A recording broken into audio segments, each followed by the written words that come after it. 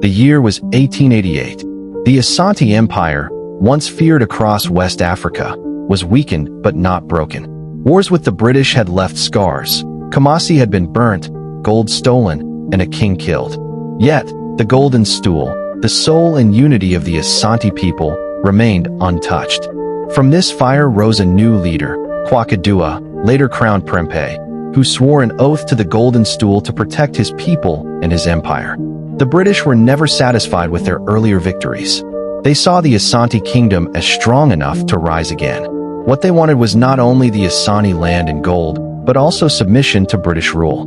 But Prempeh refused.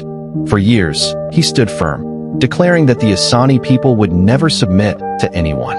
To the Asantes, he was a guardian and protector. To the British, he was an obstacle. In 1896, the British assembled their forces and marched inland from the coast. Their mission was clear: capture the Asantehene, seize the golden stool, and break the Asante spirit. But Prempeh chose sacrifice over bloodshed. He ordered his chiefs not to fight. When the British arrived in Kumasi, he calmly stepped forward in his royal robes and gave himself up as a prisoner, protecting both his people and the sacred golden stool. The British wished to chain him and drag him to the coast, but the Asante people refused. Instead, they carried their king with dignity on a palanquin, walking for days to see him off. This act of unity shocked the British, who began to understand the deep bond between the Asantes, their king, and their empire. Prempeh was first exiled to Sierra Leone. When Asantes attempted to follow and rescue him, the British moved him even farther away, to the distant Seychelles Islands, thousands of miles from Kumasi. For 30 years in exile, Prempeh never forgot who he was.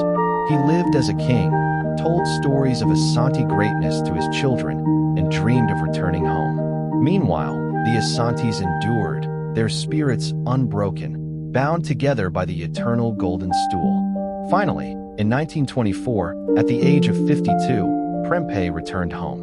Kumasi erupted with joy. His return was more than the coming of a king. It was the restoration of hope and unity. He reigned until his death in 1931, remembered not only as a king, but as the living bridge between the old Asante Empire and the new Asante Kingdom in modern Ghana. For the Asantes, Prempeh was proof that though their king could be captured, their spirit could never be destroyed. The golden stool still stood tall, and so did the Asante nation.